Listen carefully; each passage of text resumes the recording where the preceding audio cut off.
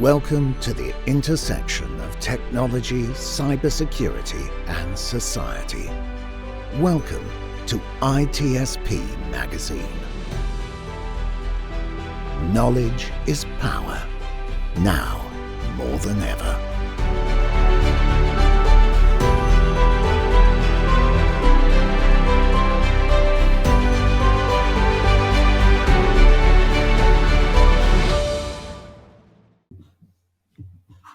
Marco, Sean, show me your card, man.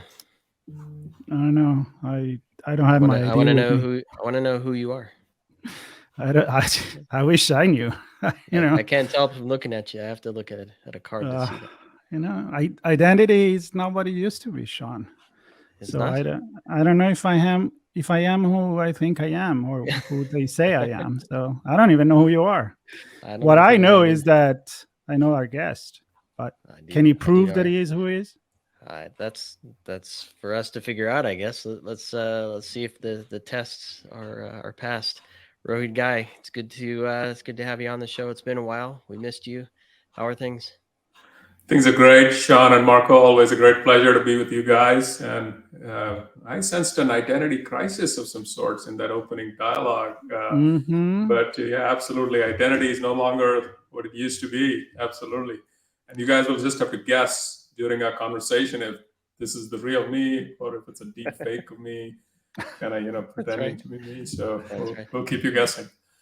But it's not only the idea of really knowing who we are, but also the idea that identity as a concept, it's maybe different now in our digital society where, you could have multiple identity, but at the end, how do you even manage that, especially with new technology? So I think this is going to be an interesting conversation, and I know it's at the core of your presentation during RSA Conference, which that's why we're here. This is one of our chats on the road to tease fantastic talk, keynotes happening there. And so we want to dig into why did you choose this topic to start with? Yeah, no, absolutely. And look, my talk is titled The Looming Identity Crisis. And the reason I chose this, it's a play on words a little bit, because I think there are two things that are happening in the cybersecurity industry. First, identity is, I think, getting its rightful place in the world of cybersecurity. And it's sort of gained in prominence, waned in prominence, and all that. But I think increasingly people are realizing that it deserves sort of enough emphasis from a cybersecurity perspective. So that's one idea. The other idea, which is not lost on any of us, is all the rage about artificial intelligence and this emergence of the AI revolution with this enormous power. The genie's out of the bottle. AI is now available very broadly and pervasively, both to the good guys and the bad guys. So in the confluence of those two mega trends, identity becoming center stage in cybersecurity and AI becoming a very powerful, mainstream, highly available technology, what does that mean for you and I and all the humans in the world of cybersecurity and identity? What do identity professionals do? How do they prepare for this sort of future that looms? That's really what I want to hit on. That's what I want to speak to our audience about. And I'll I'll put some ideas as food for thought for the audience. I would not purport to have all the answers, but it's a discussion. Marco does. Marco has all the answers, so we'll just let him roll with it. Now, I want to take a moment because I've seen this space transform over the years, and the role of identity and what it is and what it's for and who manages it. And I mean, if you look at business versus personal, things change. I know we've had some discussions where kids have multiple identities, right, for different social media platforms. I know I have a few myself that I do certain things with to run the magazine. And the I guess olden days, it was about access, and we talked a little bit about this before we jumped on. But what's its role today? How's it transformed, and maybe how has it changed how businesses and security leaders and security practitioners look at identity when they're building out their programs? Yeah, no, absolutely. Look, I think we've gone through kind of an evolution of our expectations from an identity platform. And we've always had to juggle and balance sort of three aspects of it.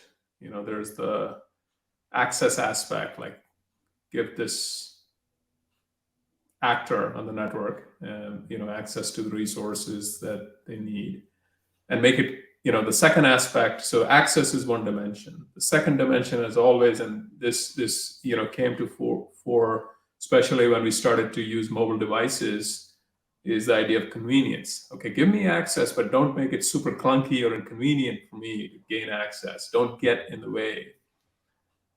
And then, of course, the third is security. And it's a balance between these three dimensions that we've always had to navigate. And my sense is similar to the, if you think about the smartphone analogy again, we call it a smartphone, but the phoning aspect is just a feature at this point. We use that device to access the internet. So the name belies, kind of doesn't do full justice to what the device is. So I think the term identity and access management no longer does justice to the core purpose of what identity should be, which I think is security. The whole reason it exists is to assure security, because identity is the new perimeter. Identity is kind of, the only reason it exists is to assure security. Of course, convenience and of course access are capabilities and features that are very important. But I think that's the evolution that people are, again, when I say identity is center stage again, what I mean is people are realizing that we need to take a security first orientation to the problem of identity. And speaking of identity crisis, I mean, is our phone us? and then that kind of leads me to, and that might be from a B2C perspective. How do we identify with services we're engaging with? We use that as a second factor, third factor auth. It's how we actually gain access is through that device. And it leads me into the business for employees and partners and things like that, where we're setting up these complex systems that are, yes, accessed by people, but we're also heavily reliant on applications and APIs and services and microservices and open source things that are acting on our behalf. And kind of to your point earlier, where we have AI and machine learning kind of driving decisions for us and then taking action for us. Do we even have an identity in that world? Or is it the machine? Yeah, no, absolutely. Look, the identity landscape has become enormously complex. And one dimension that you touched on, Sean, is just this infusion of machine identities, right? There is so much automation in the world that there is proliferation of sort of these machine identities in the network that are acting on our behalf. And these actors are powerful. We give them a lot of entitlement. So governing those entitlements is hugely important. The second aspect of complexity is our IT resources they used to be localized, they used to be in the data center, they used to be on our laptops. The resources that we govern, so proliferation of human and machine actors. There's probably 5 of you, Sean, including an identity that you use to kind of, or like in my case, I need a separate identity to, of course, there's work and life. And on the life side, I need a separate identity in order to befriend my teenage daughter. Otherwise, she wouldn't let me befriend her on any social media platform, right? So I need an identity just for that purpose. So a huge number of identities, both machine and human. On the resource side, things are floating, things are moving to the cloud, and things are also becoming very granular. We manage things at a microservice level, right?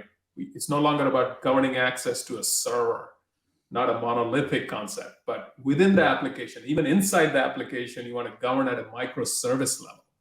So it's this explosion of like both on the kind of the identity side as well as the resource side, and then mapping all those entitlements. It's a massive problem. And I like to say it's a superhuman problem at this point, because just a human cannot map all these relationships and manage them in any kind of sensible way.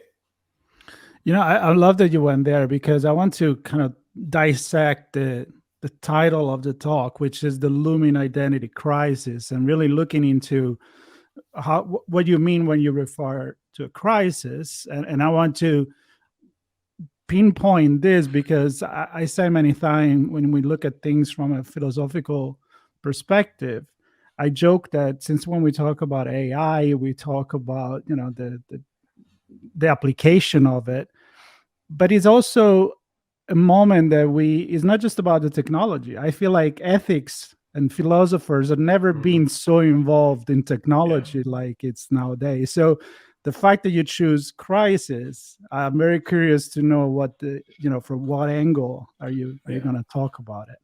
No, thank you, Marco, and absolutely. And let me start by saying what I'm not going to talk about. If you're thinking what I mean by identity crisis is the leakage of a national database of identities, or the leakage of, like the high value individual's identity, like a sort of a president of a nation and their access to all the power they wield. I'm not talking about that. I'm talking about the role of humans in this world of superhuman intelligence, artificial intelligence, and this confusion we have about our role, the role of humans in that world. Are we going to be relevant anymore? Right? If identity is indeed, if we believe that identity is indeed a superhuman problem, then what are humans to do? What is our role? And that's the kind of the core crux of the topic. It's a very complicated topic, because I think at this point, the genie's out of the bottle. People expect machines to have superhuman intelligence. That's, it's just a matter of time until we get to artificial general intelligence. But the problem of how do we align that intelligence to human values, in AI literature, they call it the alignment problem. So it's no longer about solving the intelligence problem. We have sophisticated algorithms, we have huge amounts of data and enormous computing power to drive superhuman intelligence. It's this alignment issue of aligning that intelligence with human values and objectives is a very difficult problem. And I think we humans have to make sure we pay enough attention to that aspect to make sure we get good outcomes in a world where we remain relevant and we continue to have a symbiotic relationship with technology and AI. Well, for me, that always comes with, I was an engineer and building products, and we always talked about the user story, right? Yeah. What are we trying to accomplish? What are the boundaries within that accomplishment? Do we want to stay? Do we need to stay because we're obliged to ethically or morally or lawfully? And so how do, well, I don't know if you can maybe give us a little sneak peek of the story you're going to share, but how do users' stories change in the business to where security leaders need to say, okay, these are the places where my story no longer looks like it did 2 years ago, or like it will look in 2 years' time. Therefore, here's what we need to do. Yeah, absolutely. I draw the analogy, as we all grow in our careers, Sean and Marco, we, in the initial phases of our careers, we're very focused on doing stuff ourselves. We take pride, the way we associate, the way we think about identity and our self-worth is about what did we accomplish, right? We put a lot of emphasis on that. As we mature through our careers, we start to change and we start to say, what did I empower others to do? What did I teach others to do? And I think in this world, of identity, it's similar, and this AI and human identity crisis, I think it's a similar thing where an identity professional today might associate their self-worth based on the number of attestations or entitlement changes, or kind of, detecting risky or, access or suspicious access, network access activity. That's how they define their self-worth. I think all of those activities, whether we like it or not, are going to be automated and will transform. So the job of the identity professional will be assisted with AI, where instead of the human having to do all this stuff, we'll switch to more of a monitoring supervisory role, where they look at, okay, here are the top 3 decisions I need to make, right? So the AI will say, look, you arrive at your desk, AI says, hello, Rohit, you as the identity professionals, here's your workbench for the day. Here are the top 3 entitlement requests that have the highest impact, right? If you were to approve these will be the highest impact ones. So I want you to, and this is my recommended action. I have a recommended action for you, but I want you to take a look and make sure you agree. And here's why I have made so, there is also the idea of explainability. One of the challenges we face with AI is a lot of times AI comes up with an answer, but we can't discern why. And so we'll need to address that alignment problem and that explainability problem. So in this, call it the co-pilot model, where the AI is helping me as an identity professional, it'll tell me, here's what I'm recommending, here's why, or here's a why which you might understand as a human, and do you approve or not? So it'll manage my workbench in a way such that I focus on the high value problems or supervise those decisions, as opposed to actually doing those decisions, right? So it's a mentor, it's a supervisory role, we have to get comfortable with this new identity of ours in terms of this, our job is changing. Whether we like it or not, we have to accept that and find comfort in that and prepare for that. And as you're describing that, Rohit, I'm picturing an orchestra, and there's a conductor, right? And you don't want the brass section to chime in when it's a soft woodwind solo. Right? It's just not going to work. So you want somebody there. Of course, all the people in the orchestra kind of know where they are and how loud they should be and all that. But the conductor really keeps them all together. And so you look for the baton wave, and it says, it's your turn, go. You're that person, you're that role, go for it. And it's not the conductor just standing there waiting for the brass player to play and go, hey, I did say to play. So I think, to me, I love that analogy. I love analogies. Orchestration. Yes. Yeah. No, that's great. I love that analogy, and absolutely right. It's, one could argue that what is the conductor doing at the end of the day? They're not playing any instrument, but they're so consequential to the harmony of the overall picture, right? And the music to sound good. Yeah, you reinterpret that. I was actually to stick with that, but I have another point. But I was looking at how if a very popular music service, it just started one dedicated to classical music, because the way they were making catalogs and researching regular music when it's played by an artist, so it's easy, it's kind of like the genre. But when you talk about classical music, who is the conductor, who is the soloist, who are the people, because it's not actually the author of the music that is playing it. You're not searching Bach. You're not gonna find Bach playing, right? So I don't know. I can see where Sean is going, but I was thinking about when you use the smartphone idea, and it makes me think about, God, yes, we're still saying smartphone, but we're also still saying horsepower to say how much power there is in an engine, which goes back to the 1700 with the steam engine, and that we need a reference in the real world to actually make it an abstract concept to work. So this brings me to maybe one important question, which is, are we going through this cultural change, embracing technology in our society in the right way, or we're still too driven by technology and not thinking the way we can help society to absorb this new way to look at AI and not be fearful, but welcoming in a new identity. So I don't know if it's very philosophical, but I would love your opinion on it.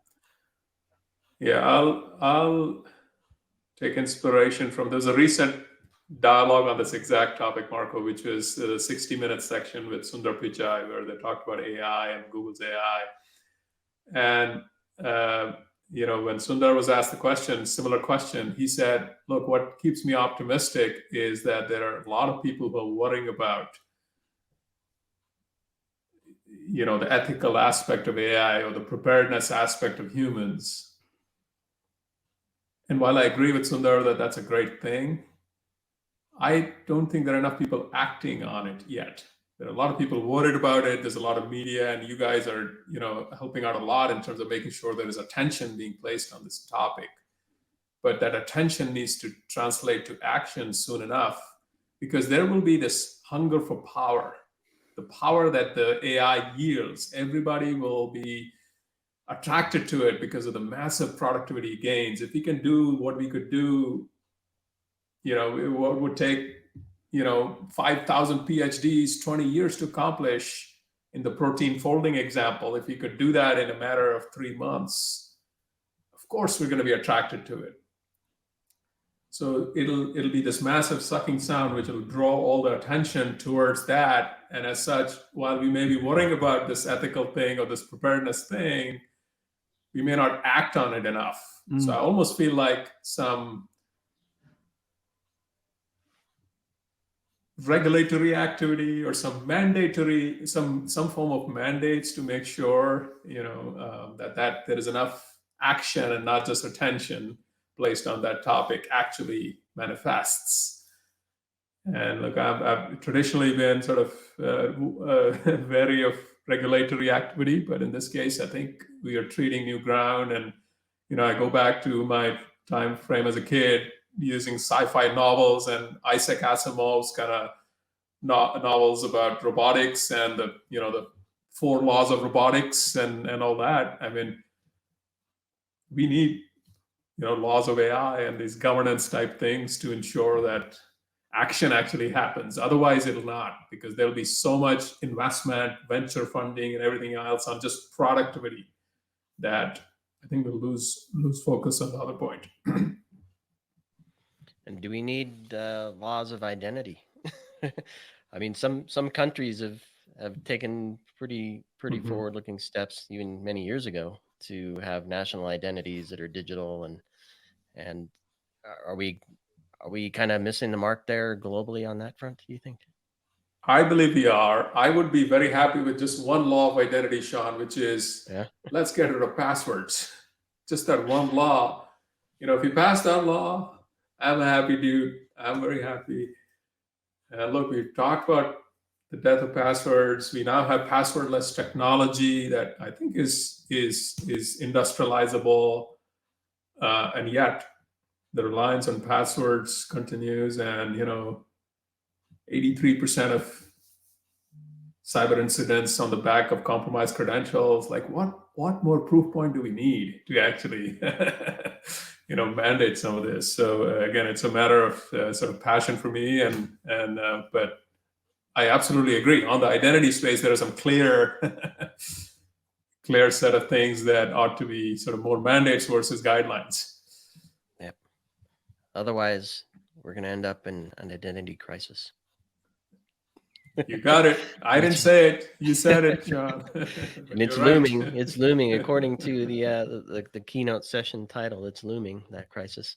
And Rohit, you always do an amazing job. We've seen you speak many times, and we love your stories, and we love the inspiration and the insight, and to your point, the actionability, if that's a word, the ability for folks who listen to you and see what you present, the opportunity to take action with what you share. And I mean, we're going to be in Moscone West for most of the week. We're in Broadcast Alley a lot of the time, and we wrap up one of our sessions in time to see your keynote. So I'm very excited for that. That is Monday the 24th, 3:33 local time, Pacific time there. Moscone West, street level. And the big room there. We're looking forward to seeing you, Rohit. Any final thoughts? Anything else you want to tease for folks to come when they see you? No, but just appreciated the opportunity to meet and speak to you guys, and looking forward to saying hello on Broadcast Alley. And it's a very exciting time in our industry, and I want to thank you and the broader ecosystem for coming together at the conference and supporting the cause of creating a community of good guys, because we need to band together in order to have a shot at beating the bad guys. So thank you again. Always a pleasure. And look forward to seeing you guys. Yep. Absolutely. And Sean, don't forget your business card to get your press pass. I know. They want to know who you are. They need my business card now. If only I had business cards. If I only we had it. Maybe one floating around somewhere. We'll just show a podcast. That's right. Well, the Rohit, good thing a is- pleasure. Oh yeah. We're really looking forward to say hi in person, and for those that never heard you speak, it's a real treat. Always fascinated. So thank you again. Thank you. And for those Take care, listening, guys. you don't need an identity to watch this and all the coverage we have. So stay tuned. ITSPmagazine.com/RSAC for many things happening, including Broadcast Alley stuff, and links to Rohit's keynote session, his social profile, so you can connect with him there. And again, Rohit, thanks. We'll see you there. All right. See ya. Thanks. See ya. We hope you enjoyed this conversation. If you learned something new and this story made you think, then share ITSP Magazine with your friends, family, and colleagues. If you represent a company and wish to associate your brand with our conversations, sponsor one or more of our columns. We hope you will come back for more stories and follow us on our journey. You can always find us at the intersection of technology, cybersecurity, and society.